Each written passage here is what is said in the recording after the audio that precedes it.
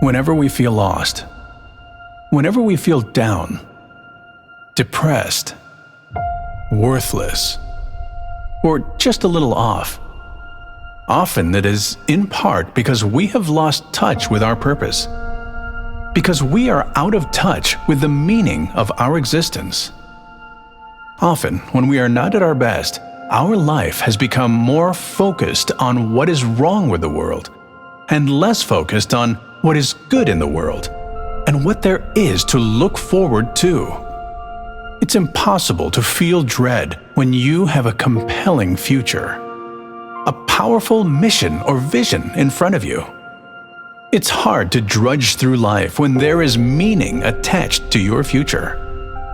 You can't live in darkness when you believe your future is bright. Perhaps the problem, then, is that many of us believe the future will not be better than the past. Without meaning, life is useless and worthless. Without meaning, we give up on life. We cannot give up on life.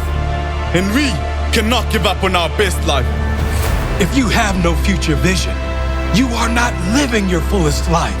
If you are loaded with hope and passion for what is to come, chances are you are living close to your happiest, most fulfilled life. Everyone needs a compelling future. Think about it. If you don't believe your future can be better than your past, you won't even want to get out of bed each morning. And most people don't. But if you know, which you should, that your future can be much better than your past, and not only that, it can and should be a life full of magic, miracles, and growth, then, my friend, you will jump out of bed every day, ready to attack the day, ready to attack your goals, ready to live this day fully.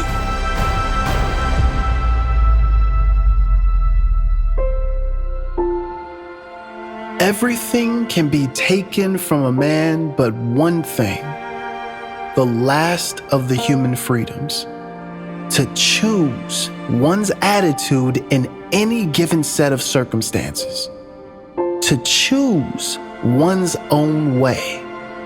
Viktor Frankl said this. Viktor Frankl, a survivor of 4 Nazi concentration camps. It goes without saying, Frankl was witness to many horrible, unbearable things during his time in the concentration camps. Yet he never lost his greatest power, the power to choose what meaning to give each situation, the power to control his own mind. It is impossible to fathom what life was like for a prisoner in a Nazi concentration camp. It's impossible to understand how anyone could find meaning during such a time. But Viktor Frankl did find meaning. In his book, Man's Search for Meaning, Frankl observed that the prisoners who were more likely to survive the concentration camps had very specific psychological strengths. They had a compelling future, or future goals. In other words, they believed they had a future. They believed they had things to look forward to. They had inner strength and the ability to go inside. They were able to find meaning despite the suffering. Those who were less likely to survive had no meaning. They felt they had no future, and so they didn't have a reason to survive. They gave up physically, but perhaps more importantly, they gave up mentally. Why is this important?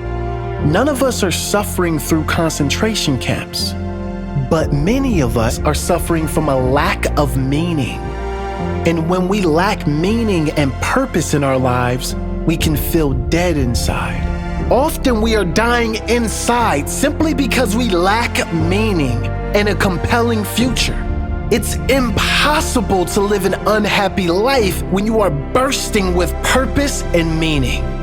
A compelling future, something to live for, a purpose that drives you, someone you're doing it for, something to look forward to. That is when we are alive, when we have something to look forward to, when we are living purposefully, When we are excited to get up in the morning because we know there is something meaningful to take part in today. We do not have to suffer like Viktor Frankl did before we realize this. We can and should start now before it is too late to build a meaningful, purposeful life. Not a life where the primary purpose is getting ahead or making money or paying the bills. A life where the primary purpose is our purpose, where the most important things are the most important things. That means we put the most important things first. The greatest power we possess is the ability to choose our own thoughts and to choose them in a positive light. You see, it's never the event. It's never the challenges of life that causes our pain. It is the meaning we give each challenge that determines how we feel. We all suffer. We are all challenged by life in different ways. Whatever meaning we give these challenges shapes who we are. It shapes who we are today and who we will become. It can define us in a positive or a negative way. The meaning we give everything can cause us to give up or cause us to rise up. We can use it as fuel or kryptonite. One of the worst beliefs you can have in life is to believe that the future will not be better than the past. You cannot be living anywhere near the life you deserve if you believe your best is behind you. What meaning can you create in your own life? What can you change or create in your life that will ensure you have something to look forward to every day? How can you change your life starting today, even in a small way, to make it more meaningful and purposeful?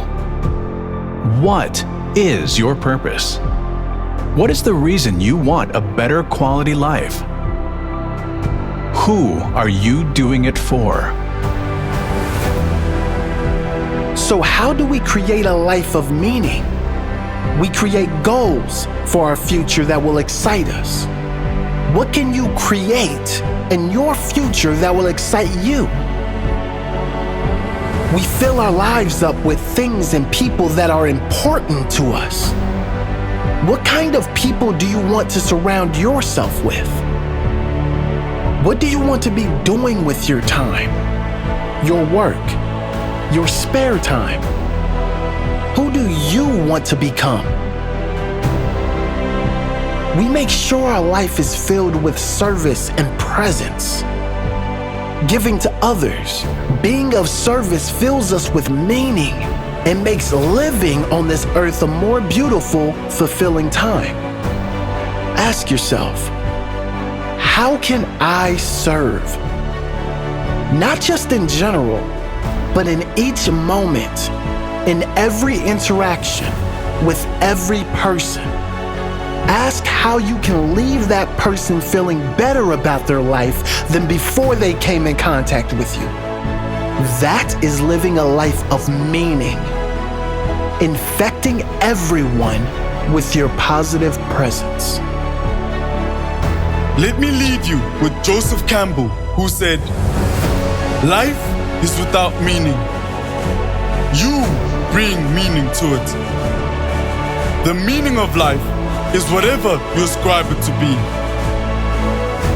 Being alive is the meaning."